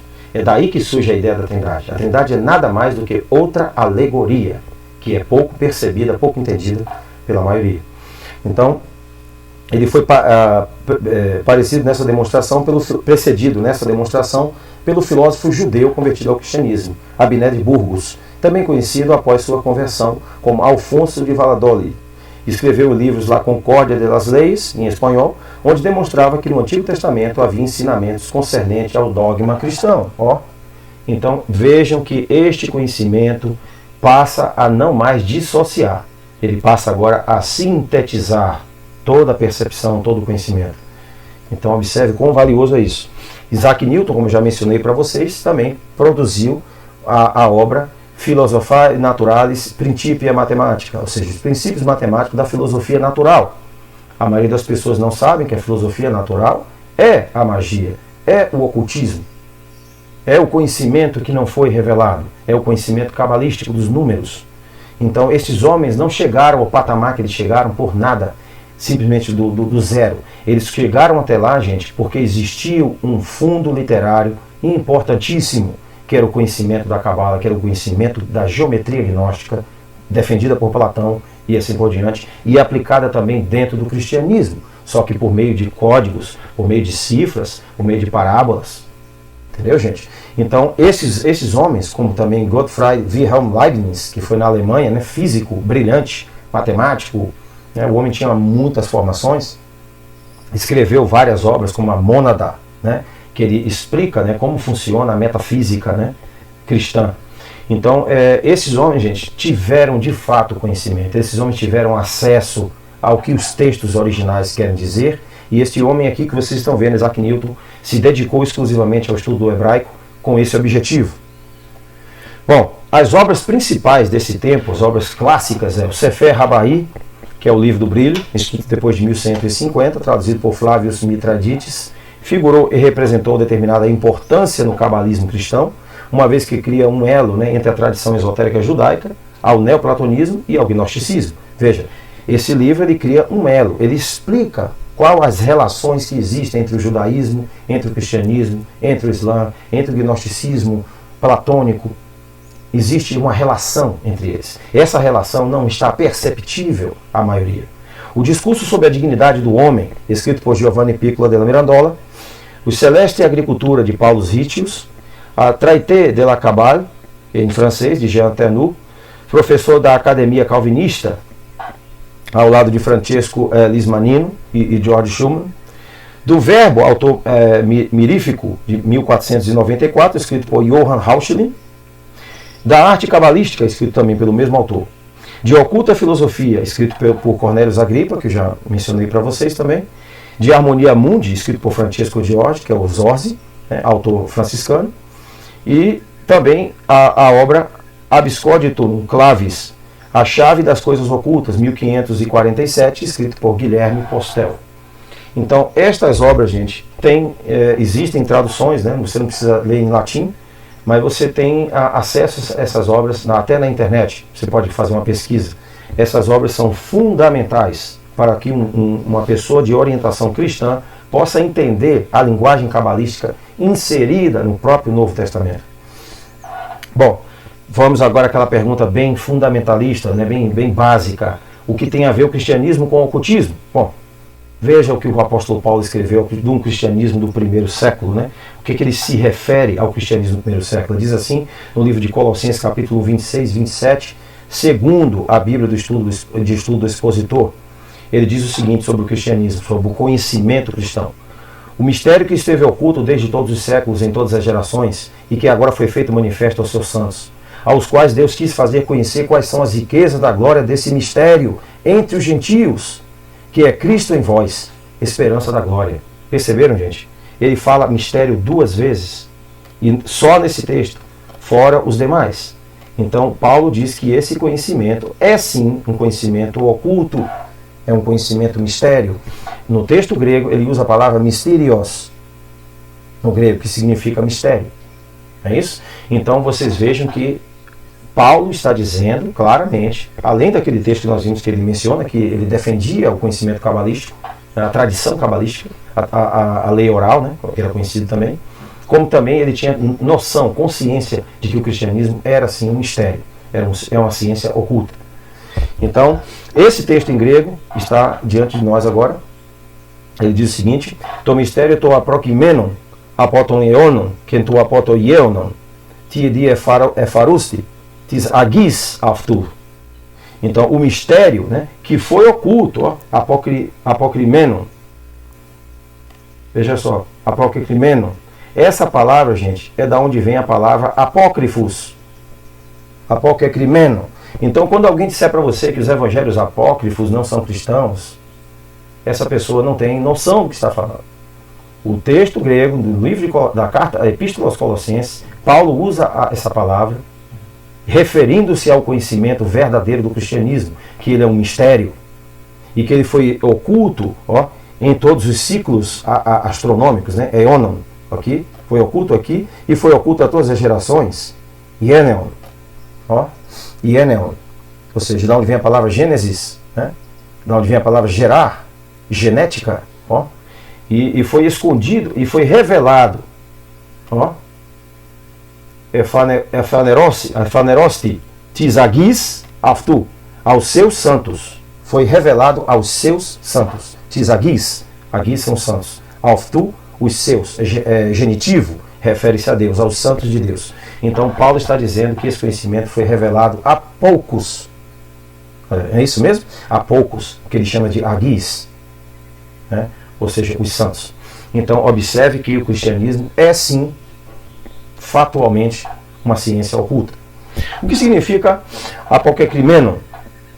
Bom, eu já dei a definição, mas eu gosto de sempre citar uma fonte para que vocês possam ter certeza do que nós estamos falando. Por exemplo, veja o que diz sobre isso o léxico grego-português do Novo Testamento, baseado em domínios semânticos, por Johannes Lu e Eugene Nilda. Eugene Nilda, página 309 a 310, diz o seguinte: fazer com que algo permaneça desconhecido, com a implicação de que está oculto e é inacessível, manter em segredo, ocultar. É isso que significa a palavra apokrimenon, que origina a palavra apócrifos, que é o conhecimento oculto. Então, os evangelhos apócrifos eram parte da literatura cristã no primeiro século e foram tirados, foram separados da Bíblia que nós conhecemos hoje do Novo Testamento, com um único intuito: nos deixar completamente perdidos, dissociados da natureza e da história do cristianismo do primeiro século.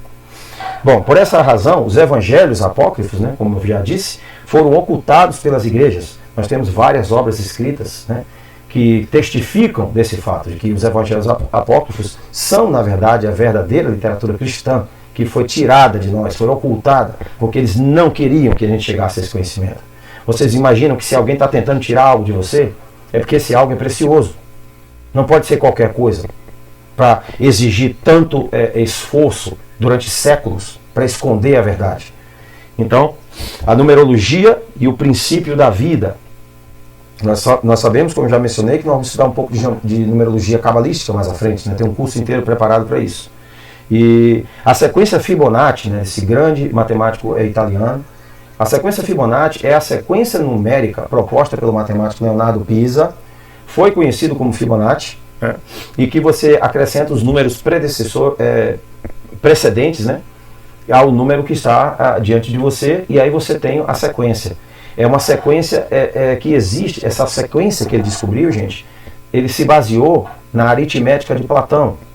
Platão ensinava essa matemática, a matemática metafísica, a matemática associada aos axiomas, a matemática que não está associada ao que se vê na natureza, mas justamente aquilo que não se vê, que são as formas geométricas perfeitas das folhas, das galáxias, dos planetas, do nosso corpo, das proporções dos membros e das divisões do nosso corpo, do nosso olho, do nosso ouvido. Tudo tem geometria perfeita. E foi isso que Platão ensinou. E é isso que a Cabala ensina. E é isso que Fibonacci descobriu. Certo? Ele simplesmente foi muito bem sucedido nisso aí. Por exemplo, se você pega, né, como funciona? Se você pega 1 mais 1 dá 2, 1 mais 2 dá 3. E aí você vai acrescentando. Esses números aqui, gente, eles são números considerados sagrados pela Cabala, são números considerados sagrados por Platão. Observe que entre eles está o número 144, que é mencionado na Bíblia. 233, 377, 55, 34, o número 8, nós observamos mais atrás, o número 5, que é quantos dedos você tem na mão. Né? Existem plantas que têm 5 pétalas, né? Plantas que têm 8 pétalas. Você observa que a natureza inteira exibe esses números sagrados. Só que essa realidade não é percebida puramente pela experiência, pelos sentidos. Ela tem que ser primeiro conceitualizada, ela tem que ser primeiro abordada no âmbito, na esfera do conhecimento a priori, através de axiomas. Então, se nós não entendemos os axiomas, nós estamos jogando fora todo o conhecimento precioso que nos foi revelado por esses homens do passado. Então, vocês vejam, toda a natureza exibe esses números. Se vocês checarem, vocês vão ver, do código genético até as galáxias, certo? Tudo está exibido nessas proporções perfeitas. Então, a Cabala cristã do século XV, né, aparece a partir desse final, dessa renascença, entendendo tudo isso que eu estou passando para vocês, entendendo que existia uma associação íntima entre o que está no Novo Testamento, entre Platão e entre a Cabala judaica. Existia uma associação muito íntima. E isso fez com que eles descobrissem que eles não sabiam anteriormente a verdadeira face do cristianismo. É isso? Então, observe aqui, ele teve o seu auge, né, nos séculos 16 e 17, e como coadjuvante principal contou com o auxílio da imprensa, que nessa época Gutenberg lançou a prensa, né, móvel, a cargo da qual ficou a divulgação, melhor dito, a cópia múltipla de textos traduzidos e que anteriormente estava a cargo exclusivo dos monges copistas. Outro coadjuvante foi o Papa Sisto IV, 1471 a 1484, que, como nenhum outro antes dele, ordenou a tradução de livros cabalísticos. Então, nessa época, os judeus na Espanha, como por exemplo Moisés de León, né, começaram a traduzir pesadamente a literatura cabalística e começaram a ensinar o hebraico para que as pessoas tivessem acesso, aqueles que tinham os meios, as condições para isso. Por quê? Por ordem do próprio Papa, Papa Sisto IV. Então esse fato é pouco debatido, esse fato é pouco conhecido. Esse Papa percebeu a necessidade desse conhecimento. Ele percebeu que esse conhecimento, sim, traria benefícios duradouros. Então, o que foi então a Renascença, após tudo isso que nós consideramos? A Renascença, gente, foi simplesmente o retorno ao conhecimento clássico. Aquilo que Maquiavelli nos adverte na sua obra, né, de Príncipe, né, ele fala que nós temos que retornar ao conhecimento clássico, porque olhando para frente nós não conseguimos ver mais nada. O conhecimento está chegando ao seu momento, o nosso conhecimento vulgar, que nós fomos ensinados, chegou ao seu momento mais deplorável, mais decadente, e ele não nos está trazendo absolutamente nada de real, nada de satisfatório. A humanidade hoje se encontra em caos, se encontra escravizada, se encontra sem opções, sem alternativas aparentes, né? Então nós estamos empobrecendo, nós não estamos evoluindo de forma alguma. Então este conhecimento tem que participar do nosso diário, ele tem que participar da nossa disciplina. Então, os estudiosos da Renascença foram aqueles que renasceram o conhecimento, foram aqueles que não só isso, aqueles que eles mesmos, né, renasceram em si para este conhecimento. E esse conhecimento agora está vindo para o nosso tempo, para nós. Então, nós temos Baruch Spinoza, nós temos Francis Bacon, Henry Moore, Ralph Kedovort, John Potzer e o Thomas Hobbes. Todos esses homens, assim como o barão Christian de Rosenthal, estes homens estudaram a Cabala em Amsterdã, com famosos rabinos, principalmente influenciados por Isaac Luria, que foi um dos grandes cabalistas judeus. Então, gente, esse pessoal viajava saía da Inglaterra, saía da Alemanha, da França, ia até Amsterdã para aprender com esses homens. Por que Baruch Spinoza é um dos mais importantes pensadores na filosofia? Porque ele veio do judaísmo, ele conhecia a Cabala, e ele percebeu, assim como os demais que associavam-se com ele, de que o cristianismo era a mesma coisa. Ou seja, o cristianismo tratava da mesma coisa, do mesmo assunto, embora não fosse socialmente ou politicamente equivalente ao judaísmo, né? Mitologicamente equivalente ao judaísmo, não podemos dizer em todos os sentidos, mas em sentido de conhecimento oculto, em sentido de conhecimento cabalístico, o cristianismo é detentor desse conhecimento também.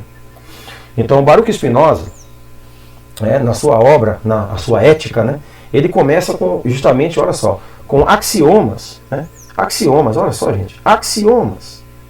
As coisas que não podem ser evidenciadas, que não podem ser provadas, que não podem ser demonstradas, concernentes a quê? A Deus, olha só.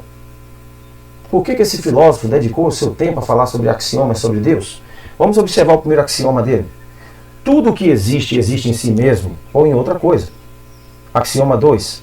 Aquilo que não pode ser concebido por qualquer outra coisa, deve ser concebido por si mesmo.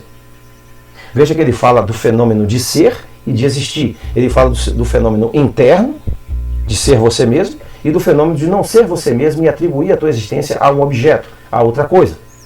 Né? Externalizar o seu ser. E no axioma número 3 ele diz, de uma determinada causa definida, segue-se necessariamente um efeito. E, por outro lado, se nenhuma causa definida for concedida, é impossível que um efeito possa ocorrer. Então, gente, resumindo, nada vem do nada. É impossível que algo venha do nada, porque você não vê isso na natureza em lugar algum. Tudo tem um princípio, tudo tem uma iniciativa, tudo tem uma causa. Certo? Se você não souber como plantar um pé de café, ele não vai crescer. Se você não souber como plantar uma árvore, ela não vai se desenvolver. Tudo tem uma causa no conhecimento, uma causa na inteligência. É isso que Baruch Spinoza está dizendo. É isso, parte 1, axiomas de 1 a 3. Então, o que esses homens disseram confirma aquilo que o cristianismo também já sabia. E Yeshua estabeleceu o princípio, né, Jesus Cristo, e Paulo confirmou. Olha o que é que Paulo diz em Gálatas 6,7. Não se deixe enganar, de Deus não se zomba, pois o que o homem semear, isso também colherá. Olha só. Então é uma reflexão axiomática, autoevidente. Mas ela talvez não possa ser demonstrada porque você não pode acompanhar o percurso inteiro de um homem para descobrir o que é que ele plantou no início da vida dele e o que é que ele colheu no final da vida dele. Se ele plantou catástrofe, se ele plantou infelicidade, se ele plantou destruição, ignorância, furto, apropriação indébita, o que é que ele vai colher no futuro, no final da vida dele? Raramente nós sabemos isso, porque nós não sabemos como acompanhar todo esse processo. Mas eu tenho a grande suspeita de que esse é um axioma de primeira ordem. Isso é auto-evidente. Você não pode colher abacate se você plantou abacaxi. Certo? É um princípio da física, é um princípio universal, é um princípio de causa e efeito. Entendeu, gente? Então, esses homens estavam falando aqui não de religião, gente. Paulo não está falando de religião. Paulo está falando de princípios eternos do universo. Paulo está falando de conhecimento cabalístico, conhecimento gnóstico, axiomático. Então, Christian von Rosenhoff reuniu seus 2 volumes de trabalho, estudos da Cabala denudata, né, a Cabala desvelada, a Cabala desnuda, né, 1677 a 1684, que proporcionou uma visão ampla das fontes primárias, traduzidas para o latim, acompanhadas de descrições detalhadas, incluindo fragmentos de Sharei, Ora Gigalita, Pardes Ramuim e Moshe Cordovedo, Emek Hameler e Naftali Baharara, trechos do Hidrot e de outros livros da Zohar. Além disso, neste livro foi publicada uma tradução latina do texto cabalístico, A Alquimia Única de Ashef Metzaref, original em hebraico, aparentemente escrito por um cabalista judeu anônimo do início do século XVI na Itália, e cujo texto não sobreviveu até os dias de hoje. Então, esse Christian von Rosenhoff, ele foi um barão alemão que dedicou sua vida, o seu tempo, o seu esforço a coletar livros e estudar, porque ele sabia que o conhecimento que ele tinha sido passado antes não valia de nada. Aí está uma imagem dele, né, com uma breve bibliografia sobre ele, sobre sua participação neste conhecimento, né, e a sua vida. A influência de Isaac Luria, né, que nós vimos em Amsterdã, sobre Baruch Spinoza, todos esses homens. É bom entender que Baruch Spinoza teve uma influência de Isaac Luria. Isaac Luria foi um dos grandes cabalistas judeus. Então, a Cabala desnudada, né, denudata, ela exerceu uma influência muito grande nos círculos místicos e foi a principal fonte do cabalismo cristão no decorrer dos séculos. E publicou também obras originais do cabalismo cristão. Especialmente interessantes foram as ideias de Van Helmont sobre o Adam Kadmon, expressas no Cabala denudata. Adam Kadmon, gente, é a história de Adão, é a história do primeiro homem, da primeira mulher. Só que a Cabala revela que, ao invés de ser dois indivíduos que viveram a parte geográfica da Terra, o que a Cabala nos revela é que refere-se a um estado de consciência diferente. Um estado de consciência maior do qual nós decaímos. É isso que é o pecado original. O pecado original, gente, não é sexo, não é nada disso. O pecado original na Cabala é uma queda da consciência. Como Paulo disse ali, né? Caísse da graça, né? Caísse de uma posição superior. Então, esses homens sabiam dos códigos, das alegorias que estavam sendo usadas no texto. Quem foi Isaac Luria? Ele foi chamado também de Ari, que em hebraico também é leão, né? Cabalista que revolucionou o misticismo. Observe que Jesus Cristo também é chamado de o leão de Judá. Por quê? Porque esse termo leão, Ari, é comum entre os cabalistas de ontem, de semana passada? Não, desde milhares de anos. Há milhares de anos que os cabalistas são chamados por esse nome código, Ari, que são os leões, né? Então Jesus Cristo também foi chamado de o leão de Judá. Então, ele foi conhecido por suas ideias inovadoras na compreensão da criação e vários outros conceitos metafísicos. Ele criou a ideia do Tzum, a crença de que Deus, de certa forma, encolheu-se, restringiu-se, deixando um vazio onde o mundo foi criado. Ari, embora fosse de descendência askenazi, preferia a liturgia tefilá sefadita.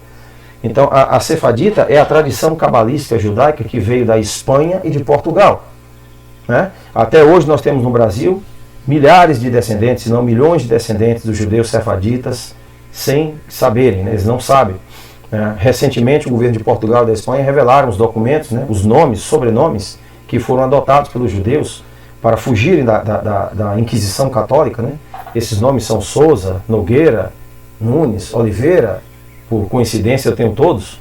Então, existem Ferreira, Pereira, todos esses nomes, gente, são de origem judaica. São de origem de judeus que se converteram ao cristianismo devido à perseguição da Inquisição, porque não queriam ser queimados em fogueiras. Então, esse período foi um período em que essa massa de gente veio para a América Latina, veio para o Brasil, para Venezuela, para a Colômbia, né? Todo esse povo tem uma origem só. Essa é a realidade.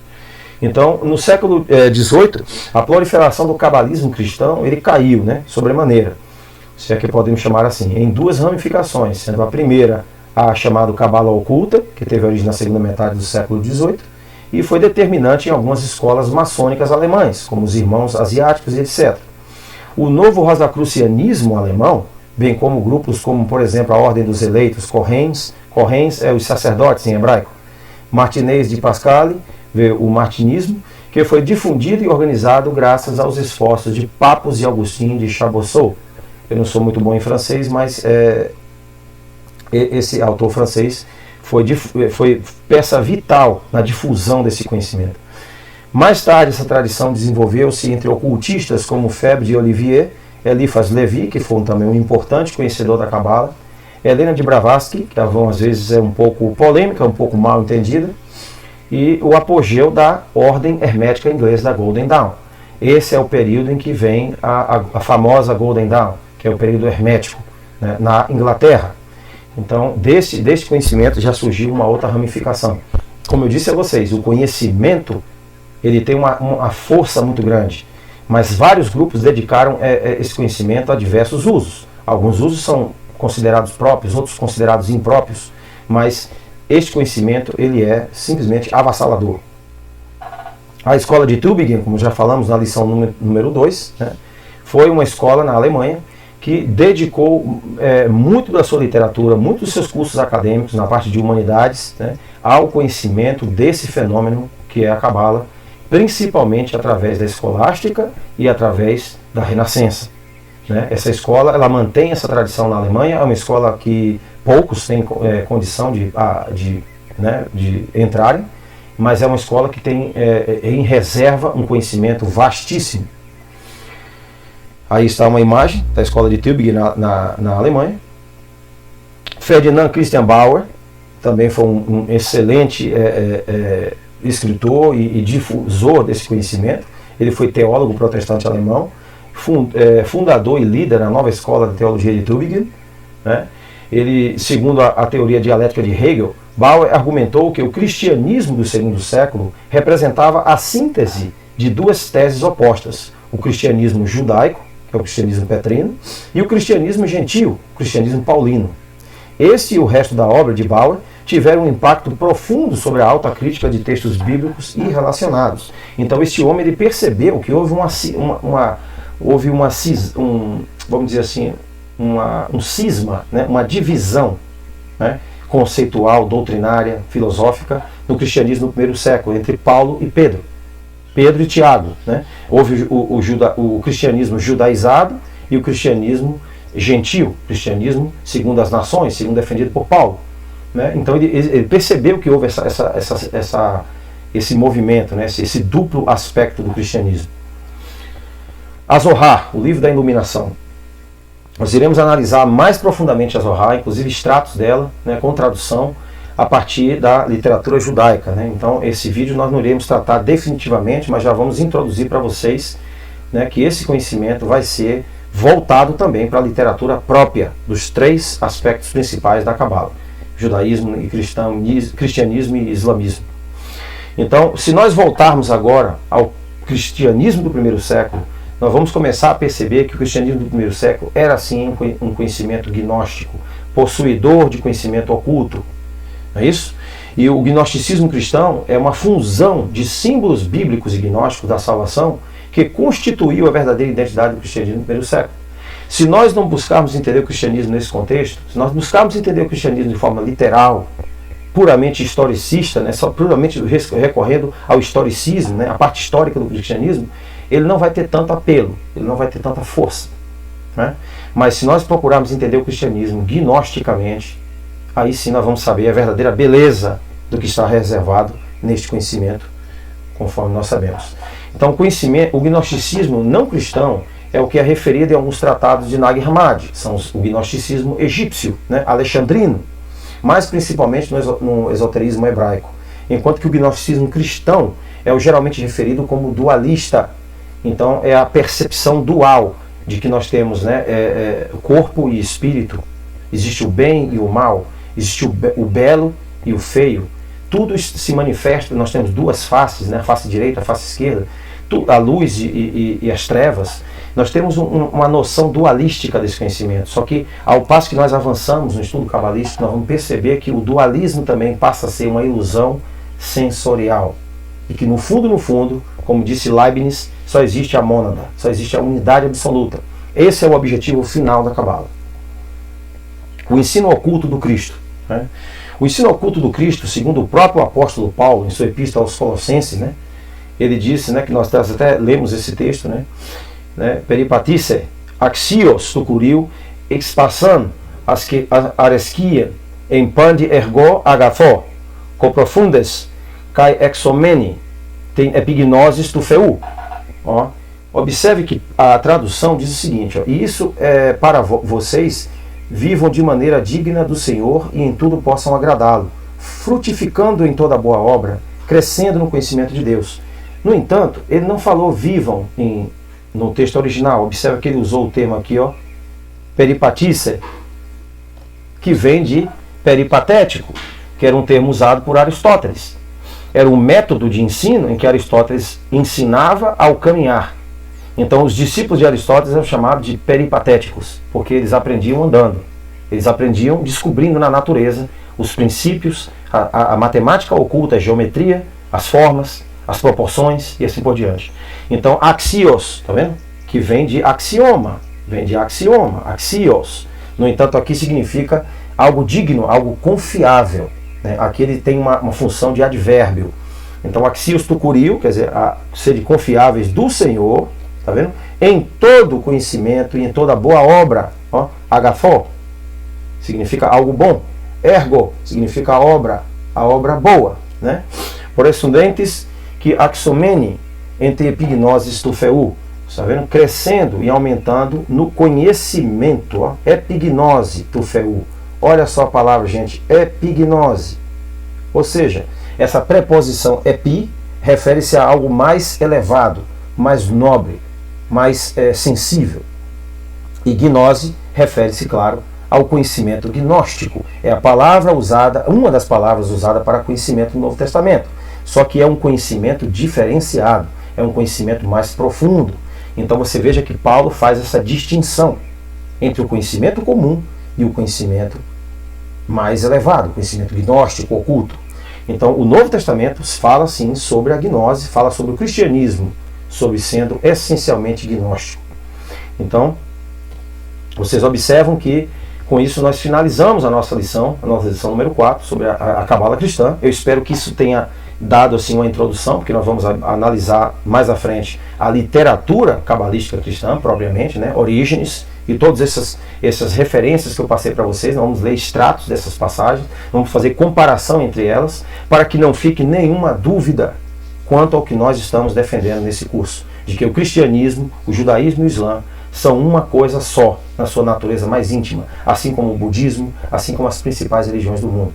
Todos eles se baseiam no mesmo conhecimento gnóstico, antigo, clássico, que não nos foi revelado plenamente.